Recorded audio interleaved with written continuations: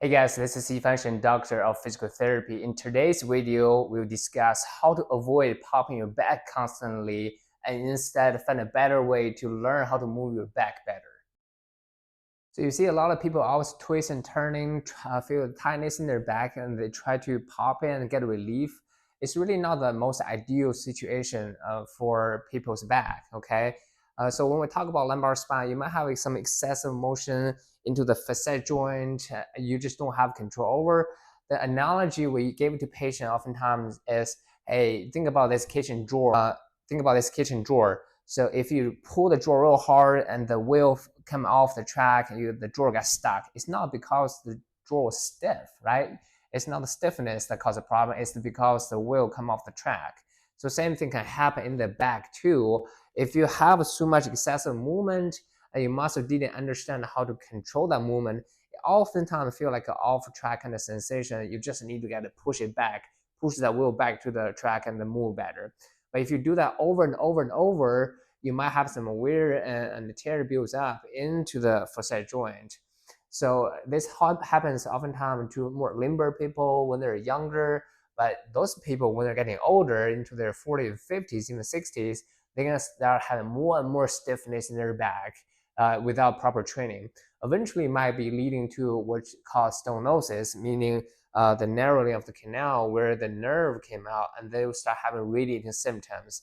So if you're young or even currently have some sort of stenosis symptoms, what you really want to work on is get better control in the lumbar spine, train the muscle to do the work so you don't have to be reliant on the non-contractile tissues such as your ligaments, your joint capsules, and your disc in the joints. I'm going to show you two exercises focused on two major muscle groups that stabilize the lumbar spine. The two muscle groups that I want us to start working on is first your psoas muscle, which is often considered a hip flexor, right? But because where it touches in the front of lumbar spine, it's actually a wonderful lumbar spine stabilizer. It plays a lot of roles on the same side of the psoas muscle. It does the same side of side bending and opposite side rotation. So if you feel like you twisting, turning, feel stiff, oftentimes psoas is one of those issue. Okay. Another muscle group we want to work on is in the back, called metaphyseals. That group muscle is a rotatory muscle. It controls how well can you move, rotate your lumbar spine. Although there are not a whole lot of inherited rotation motion in the lumbar spine, but it's very important for you to be able to go into one side or another.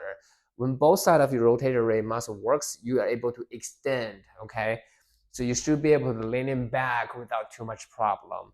I'm about to show the first exercise, which is your psoas work. So first, if you want to feel what is the psoas muscle contracting, all you need to do is bring your knee towards your chest. What I'm doing with my hands is I'm posting my hands in front of my knee, so I make that knee pushing up real hard. I can feel in front of my hip just getting a little bit tension, okay? And that is your hip flexion, which is powered by the psoas. All you're gonna do is hold for 5 seconds and relax. You can repeat that for several times, just get that muscle warmed up, teaching that how to contracting and relax, okay? So the muscle doesn't get fatigued when you need those muscles to stabilize your back when you are in standing position. If you do have a rubber band like this, you can even put on top of your foot and do some marching on your back. Same thing, right? Pull up and down and pull and down, and you can repeat back and forth. You want to work on both sides. Oftentimes, people will have one side that is pretty strong, another side is sort of weak, and you're gonna have a lot of troubles in your hips and the low back. And this exercise is a good way to get that habit broken and start get a better movement in the lumbar spine. Okay. The second exercise is more focused on metaphyseal. Metaphyseal is a rotary muscle. The classic exercise for that is called a parallel press. What we're gonna do is we'll find a rubber band. I'm gonna pull the rubber band out in the front of your chest, slightly bend your knee. All we're gonna do is push the band out in the hole right here. The band is pulling my trunk over towards the right side. So my right side of the lower back muscle, metaphyseal, is working really hard going against that, trying to turn to the left. This is a posture muscle, stabilizer muscle, so you want to challenge that under tension for extended period of time.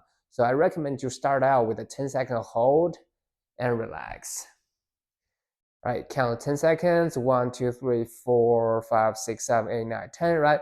You do that for several times. You'll feel on the lower lumbar spine getting a little tension. And you can repeat that on the other side as well.